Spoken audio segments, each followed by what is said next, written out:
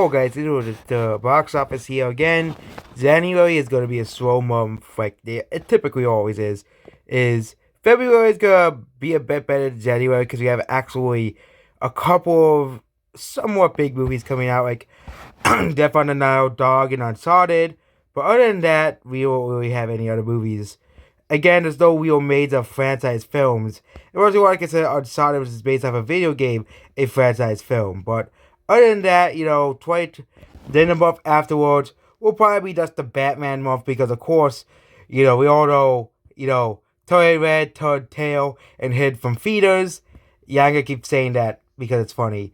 And Sonic will become the best selling and not anime movie, family movie until Wet Year comes out because we all know the stalls of people going to be, oh my god, another Toy Story movie, 10 out of 10, best movie ever, let's watch it, or something like that because it's made by Pixar, blah blah blah.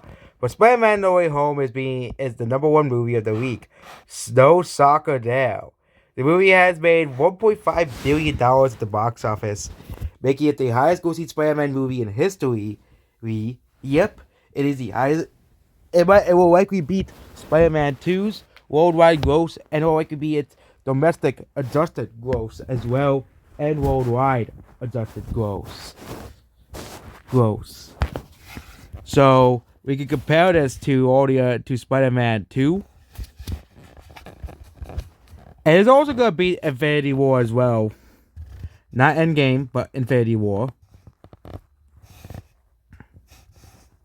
Because here's Spider-Man 2, $1.1 billion for Spider-Man 2. And the first Spider-Man movie, which actually made more money than Spider-Man 2. And made $1.29 billion adjusted for inflation, which means far already a long time ago, Spider-Man No Way Home beat both of these movies domestically and worldwide. Will Spider-Man No Way Home reach $2 billion? I don't think it's that likely anymore. That will make $2 billion worldwide, considering there's no China date. So, but again, this movie made this much money without, of course, the help of China, which Avengers Infinity War and Avengers Endgame needed help from China to make the amount of money it needed.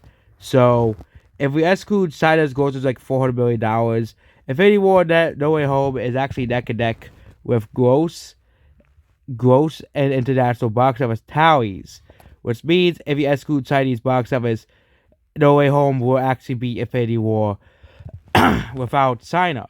Endgame was got like $600 million from China. It's probably not gonna beat, Endgame, but it's gonna probably do between both movies as well. So No Way Home is gonna beat a movie like Infinity War. Well, but it's not gonna beat Endgame because Endgame made so much money. Oh yeah, to get out adjusted for inflation. Will it be Avatar's domestic gross? Well, it is solely a possibility. He's making $760 million to make even Avatar's already beating, of course, No Way Home, because Avatar had extremely good wigs at the box office.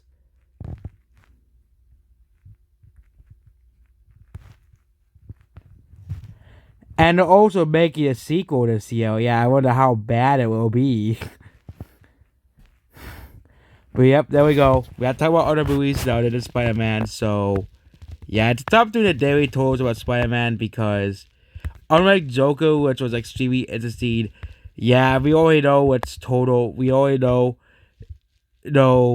what movies, but it already is the best-selling Spider-Man movie in history. I always have to check this IMDb score in a while. I bet I probably dipped like an 8.7 or something.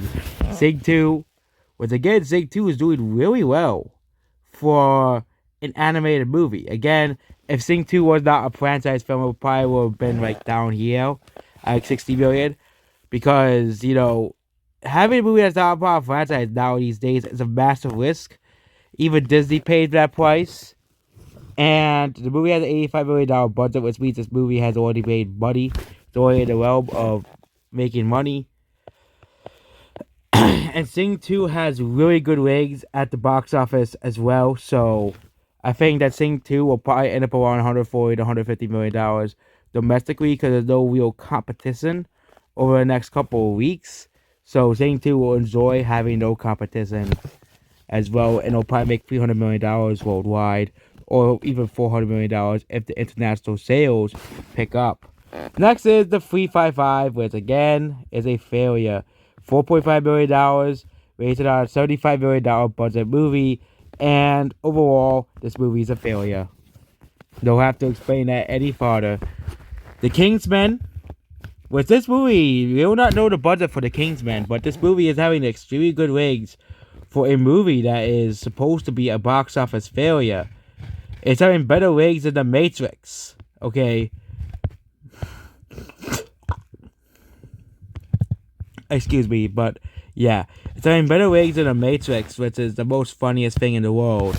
That this movie's doing better, ratings-wise, than The Matrix. And now we have American Underdog, a Kurt Warner story, which is doing really well.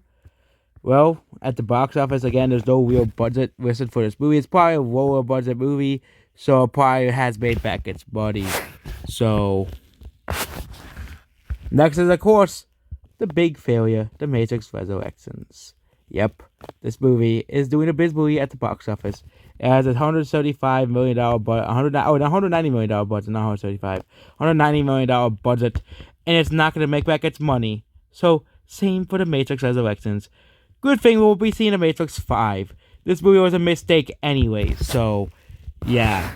Mistakes don't make money, so. Next is The West Side Story, which again, this movie had okayest ratings, but this movie costed $100 million to make. Yes, it's like, this is actually a remake, and no one wanted to see it, because again, Disney threw $100 million at this movie, and no one wanted it. So, no, we're not gonna. No one needs a remake of Citizen Kane. No one's gonna watch it anyways. Next is Ghostbusters Afterlife, which still made $1.41 million this weekend, which is insanely good.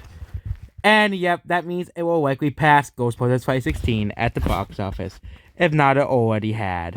Yep, Ghostbusters 2016.